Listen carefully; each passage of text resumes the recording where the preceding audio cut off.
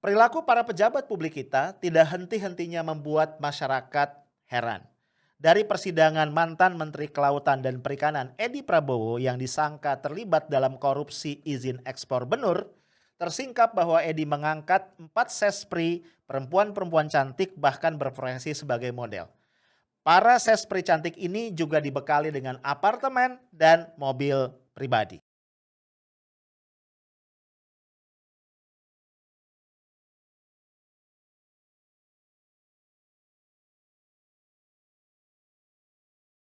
Halo guys, ketemu lagi kita di afternoon tea ya. Hari semakin sore nih. Oke, tapi kita tetap semangat karena kita berada di saat-saat menjelang weekend.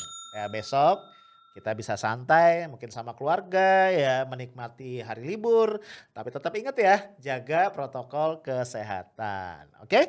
Nah, guys, gue lagi nyari sekretaris pribadi nih. Gue lagi mikir enaknya gue cari yang kayak apa ya? Apa gua rekrut aja nih ya, model terkenal. Pasti lu pada nanya nih ya, Bang Arif nih mau rekrut, sekretaris pribadi atau mau ngerekrut yang lain? Kenapa gua bilang gitu ya, karena gua lagi terinspirasi nih. Gua baca berita mengenai Pak Edi Prabowo, mantan Menteri Kelautan dan Perikanan yang di akhir tahun lalu dicokok oleh KPK dan kemudian menjadi tersangka kasus korupsi perizinan ekspor benih lobster alias benur ya. Cukup rame tuh ya, gue juga sempat bikin beberapa podcast yang ngebahas soal ini. Nah, ternyata nih ada sisi yang menarik ya. Perkembangan persidangan kasusnya Pak Edi Prabowo ya. Ini tentang 4 cewek cantik yang direkrut oleh Pak Edi Prabowo menjadi sekretaris pribadi. Ada siapa aja nih? Ada Anggia Tesalonika. Namanya keren banget ya. Dia ini adalah seorang model ya. Lalu ada lagi Vidya, kemudian Putri Elok dan Nur. Nur ini siapa nama lengkapnya ya? Kalau gua nggak salah Nur apa gitu ya. Pokoknya semuanya cewek dan pastinya cantik. Nah guys, gue jadi bertanya-tanya, ini kenapa Pak Edi Prabowo merekrut 4 orang cewek cantik model pula nih buat jadi sekretaris pribadi. Nah ternyata guys, di dalam persidangan ya ketika ditanya ya digali oleh jaksa, penjelasan Pak Edi kurang lebih begini. Dia ini selain menjadi menteri ya, Menteri Kelautan dan Perikanan, itu masih mengemban beberapa tugas yang lain ya, memimpin ormas, kemudian juga di partai, mengurus partai gitu ya. Kemudian dia juga di organisasi olahraga, pencaksilat dan beberapa peran yang lain. Nah, dengan peran-peran itu ya, supaya dia bisa fokus nih, akhirnya dia butuh bantuan tadi ya. Jadi tunjuklah beberapa sekretaris pribadi tambahan untuk membantu dia ya di samping yang sudah disediakan oleh kementerian ya. Kan sebelumnya dia sudah punya satu sekretaris pribadi yang namanya Amirul Mukminin ya, yang juga menjadi saksi di dalam konteks kasus kemarin ya, dugaan korupsi ekspor benih lobster ini. Nah, kemudian juga Pak Edi Prabowo bilang bahwa pengangkatan sespri tambahan ini sudah dikonsultasikan dengan kesekjenan di Kementerian KKP dan ternyata memang kemudian dibolehkan. Sampai di sini gue bertanya-tanya ya, satu, bukankah tugas utama Pak Edi Prabowo itu adalah sebagai Menteri KKP ya? Dan kok masih ribet nih ya sama urusan-urusan yang lain. Bukannya tugas yang satu itu aja sebenarnya udah cukup ribet ya dan menuntut fokus dan perhatian penuh gitu. Ya kita tahu kita ini adalah negara maritim ya. Salah satu profesi utama dari rakyat Indonesia selain petani juga adalah nelayan yang urusannya tadi sama kelautan dan perikanan begitu ya. Ini kok menterinya sibuk sama banyak urusan yang lain-lain. Itu satu. Yang kedua ya, yang gua mikir nih ya, ini kalau di tadi Pak Menteri sampai berkonsultasi dengan kesekjenan di Kementerian KKP, pertanyaan gua adalah 4 sespri tadi itu yang gaji siapa? Nah, kalau yang gaji negara ya, artinya anggarannya ada di Kementerian KKP ini kan kacau ya, ya nggak sih? Harusnya kan dana di Kementerian KKP budgetnya untuk urusan-urusan yang berkaitan dengan tugas-tugas Pak Edi Prabowo sebagai menteri kan. Ya. Ini kalau urusannya sama ormas atau sama partainya Pak Edi atau sama organisasi pencaksilat atau sama organisasi-organisasi yang lain, ya terus ngapain urusannya sama kesekjenan, ya kan? Yang kedua ya. Yang ketiga ya, ini agak jahil sih ya. Kenapa juga yang direkrut adalah cewek-cewek cantik bahkan model? Ini maksudnya ini ingin merekrut sespri apa selir? Sorry, agak vulgar ya bahasanya. Aduh, Pak Edi sih ada-ada aja ya, gitu. Nah, apalagi kemudian ya, dari Amiril Mukminin ya, ini siapa, sesprinya yang satu lagi, itu, ada kesaksian mengenai arus dana ya. Ternyata ini ada aliran dana untuk apa misalnya, untuk menyediakan apartemen. Ya, dan apartemennya kalau gua lihat nih bukan apartemen yang ecrek-ecrek gitu ya, bukan apartemen sempit di gang mana, enggak, nih apartemen yang lumayan, yang bagus gitu ya, kalau nggak bisa dikatakan mewah. Untuk para sesprinya tadi, karena mereka ini nampaknya katanya bukan orang Jakarta ya, di Jakarta nggak punya siapa-siapa, sehingga kemudian harus dikasih apartemen. Nggak tahu ya, gua kalau denger apartemen itu kenapa ya konotasi gua jadi kemana-mana gitu ya. Itu ya, dikasih apartemen. Bahkan ya, ini ada juga informasi dari Amirul Mukminin bahwa yang namanya tadi siapa ya, Anggya Tesalonika itu dibelikan mobil ya. Mobilnya adalah HR-V. Honda HR-V, gila ya. Mahal bro, ya apalagi kalau yang baru gitu ya. Ya lu bayangin gitu, enak banget ya. Saya sprint dibeliin mobil. Ya alasannya tuh klasik banget. Iya supaya mudah mobilitas dari apartemen ke kantor. Asik. Nah jadi kan tadi kita bertanya-tanya kenapa harus cewek-cewek ya kan ya termasuk model. Kenapa dikasih apartemen dan dikasih mobil. Ketika ditanya sumber dananya, Pak Edi bilang itu dari uang pribadinya, ya. Dia bilang saya masih mampu nih buat bayarin. Tapi ternyata ya menurut keterangan Amirul Mukminin ya dan juga dari penelusuran KPK, dana itu diambil atau ya dari satu rekening perusahaan ya yang terkait nih ya diduga terkait dengan kasus korupsinya Pak Edi, ya. Jadi ya jadi ribet lah ya kalau kata orang Jerman tuh pabaliut. Nah, kemudian guys, di sinilah kita lihat ternyata memang banyak sisi gelap atau minimal sisi abu-abu yang kelam ya, yang nggak jelas dari kehidupan para pejabat publik kita. Ya, ini contoh ya. Bukan cuman Pak Edi gue yakin ya. Mungkin kalau kita telisik ya pejabat-pejabat lain pun begitu.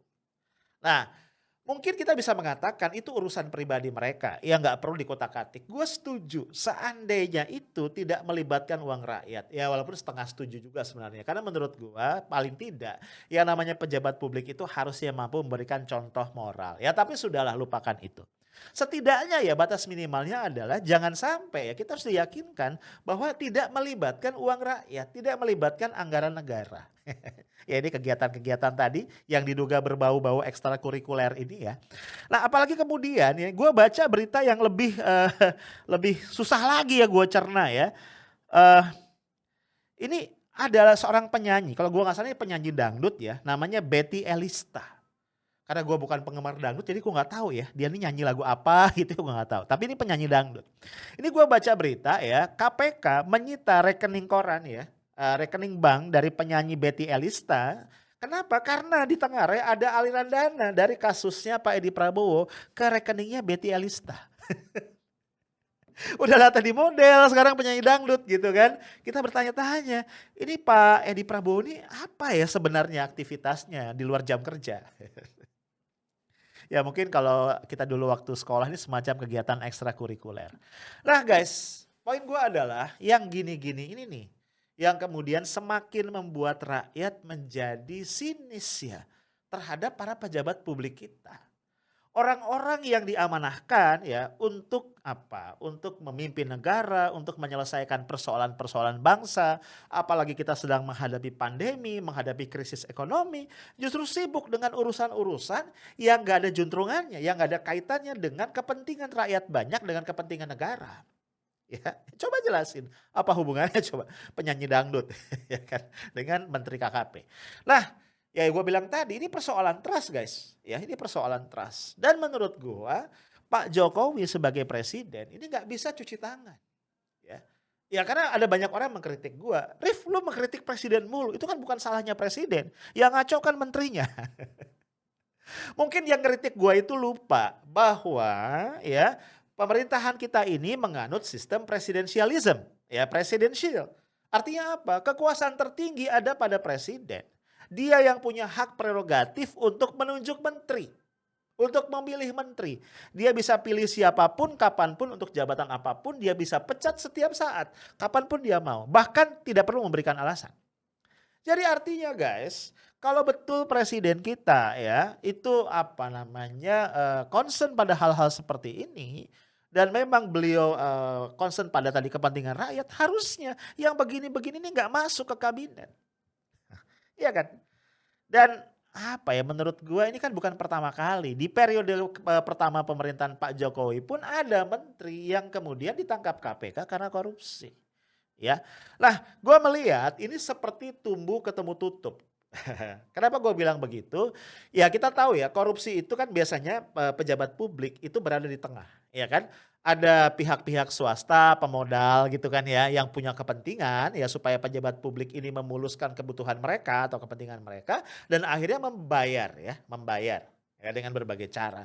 Bentuknya bisa berupa suap atau gratifikasi apa begitu ya. Nah, biasanya guys, pejabat publik ini tergoda. Kenapa? Karena mereka punya gaya hidup yang tadi, high class bro. Gaya hidup high class yang ini ya tadi, punya banyak komponen-komponen ekstrakurikuler yang tentu saja menuntut biaya tambahan. Nah disitulah gue bilang tumbuh ketemu tutup. Ya gaji menteri nggak cukup kalau buat begini-beginian. Walaupun tentu saja ya gaji menteri itu jauh di atas pendapatan rata-rata masyarakat Indonesia. Tapi kalau pakai acara penyanyi dangdut ya kan, apa tadi, apa asisten yang harus dikasih apa tadi, apartemen dan macam-macam ya nggak cukup gitu Bro. Nah jadi poin gua kayaknya kita jadi bertanya-tanya, bukankah waktu Pak Jokowi itu menjadi presiden salah satu jargon yang diusung adalah revolusi mental. Nah, jadi kita nagih nih kepada Pak Jokowi, hasil revolusi mentalnya mana? Ya, kenapa mental menterinya begini? Kan gitu ya. Kan yang terdekat dulu dong yang direvolusi. Sebelum ngomong merevolusi mental rakyat, masyarakat, yang di puncak gunung mana gitu kan. Yang di lingkaran terdalam dulu yaitu para menteri. Ternyata menterinya ya begini ini modelnya. Gitu. Nah guys, menjadi semakin miris kita kalau kita melihat potret pejabat publik tadi di dalam komparasinya dengan pejabat publik di negara-negara lain. Ya, ini gua kasih satu contoh aja ya, waktu baca ini gua miris banget ya. Gua ambil contoh Jerman ya. Jerman ini salah satu negara yang menjadi pemimpin Uni Eropa. Salah satu perekonomian paling besar dan paling kuat di dunia. Ya, kita tahu Jerman itu adalah sebuah negara republik ya, kepala negaranya adalah presiden, kepala pemerintahannya itu mungkin setara dengan perdana menteri yang sebutannya adalah kanselir. Sejak tahun 2005, pemerintahan Jerman itu dipimpin oleh seorang perempuan ya, perempuan kanselir yaitu Angela Merkel. Nah, ini sosok yang menurut gue dahsyat ya. Angela Merkel ini memegang gelar doktor ya di bidang fisika dan kimia apa gitu ya, gue lupa ya. Dan kayaknya ya pola pikir dia sebagai saintis itu yang kemudian dijadikan dasar dalam mengelola negara. Sehingga semuanya itu sangat metodologis ya, sangat terencana ya, clear termasuk ya ketika dia menangani pandemi COVID-19. Nah, apa yang gue mau soroti dari seorang Angela Merkel? Sosok itu sederhana banget. Ya. Jadi kalau kita lihat Angela Merkel ini tetap menjalankan perannya sebagai ibu rumah tangga. Lu bayangin, dia tinggal bersama suaminya Joachim Scheuer kalau gua nggak salah namanya. Suaminya ini adalah profesor di Universitas Berlin. Mereka tinggal berdua di satu apartemen ya, yang biasa di lantai 4 ya, sama seperti rakyat Jerman kebanyakan, dan mereka kemana-mana dengan transportasi umum. Jadi rakyat Jerman itu sering kali melihat Angela Merkel sepulang kantor ya, dari kantor kanselir itu kemudian berbelanja di supermarket setempat, berbelanja kebutuhan-kebutuhan pokok sendirian, nggak pakai pengawal, nggak pakai macam-macam. Dahsyat kan? Dan yang menarik juga, sang suami juga tak kalah sederhananya. Ya, sang suami ini sangat tidak suka sorotan publik sampai bahkan dia tidak datang ke acara pelantikan istrinya sebagai kanselir di tahun 2005 yang lalu. Jadi guys, kalau gue lihat ya, pejabat-pejabat publik itu di sana hidupnya lurus, normal, sederhana, sehingga tidak berbiaya tinggi. Otomatis dengan kondisi seperti itu ya, mereka tidak membutuhkan dana yang besar dan godaan-godaan untuk korupsi tadi menjadi tertutup. Padahal kita tahu ya, kalau kita bicara pendapatan per kapita misalnya ya, Jerman itu jauh berkali-kali lipat dibandingkan Indonesia. Gue gak tahu berapa terakhir, tapi salah satu perekonomian yang paling kuat dan paling kaya di dunia. Tapi kalau kita lihat pejabat publiknya benar-benar menjadi public servant, menjadi pelayan masyarakat. Ya, jadi kita nggak mendengar misalnya mereka tadi punya ekstrakurikuler ini dan macam-macam. Nah guys, dalam kondisi seperti itu bisa kita maklumi kalau masyarakat memiliki trust yang tinggi terhadap pemerintahnya. Once misalnya ada kondisi-kondisi kritis, ya kondisi krisis, dan pemerintah harus mengambil kebijakan-kebijakan yang tidak populer, rakyat bisa memaklumi dan kemudian mentaati bahkan memberikan support penuh. Guys, again ya, poin gue bukan persoalan Pak Edi Prabowo sebagai person, tapi gue ingin bicara public official, para pejabat publik ya, yang semestinya harus berjuang untuk mendapatkan trust masyarakat. Dan trust itu tidak mungkin diperoleh ya ketika publik terus disajikan dengan perilaku-perilaku yang menakjubkan itu. Itu aja dari gue, stay tough, smart, and professional. Assalamualaikum warahmatullahi wabarakatuh.